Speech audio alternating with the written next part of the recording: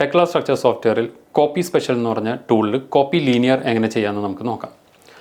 ഇതിനകത്ത് നമുക്ക് സെലക്ട് ചെയ്തു, നമ്മൾ കോപ്പി സ്പെഷ്യലിൽ ലീനിയർ എടുത്തു. അപ്പോൾ ഇങ്ങനെ ഒരു വരും. ഇത് എക്സ് വൈ ഇസഡിനെ ബേസ് ചെയ്തിട്ട് വരുന്നത്. ഇപ്പോൾ എക്സ് ആക്സിസിൽ 1200 കോപ്പി ആണെങ്കിൽ ഇപ്പോൾ 1200 എന്ന് പറഞ്ഞ് ഇട്ട് കഴിഞ്ഞാൽ 1200 കോപ്പി ആവും.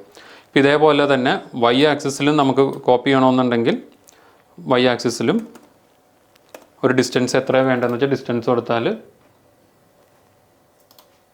വൈ ആക്സിസിലും കോപ്പി ആവും. ഇനി സപ്പോസ് നമുക്ക് ഒരു അറേ പോലെ ചെയ്യണം. അപ്പോൾ എത്ര ഡിസ്റ്റൻസാണ്, ഇപ്പോൾ ഓരോ ഗ്രിഡ് ലൈൻസ് തമ്മിലുള്ള ഈ ഡിസ്റ്റൻസിൽ നമുക്ക് ഈ ഫ്രെയിം പ്ലേസ് ചെയ്യണമെന്നാണെങ്കിൽ എക്സ് ആക്സിസിൽ ഡിസ്റ്റൻസ് കൊടുക്കാം 7200. ഇവിടെ നമ്പർ ഓഫ് കോപ്പീസ് 4 എന്ന് പറഞ്ഞു കൊടുത്ത് കോപ്പി ചെയ്താൽ 4 കോപ്പീസ് ആയിട്ട് വന്ന് കിടക്കും.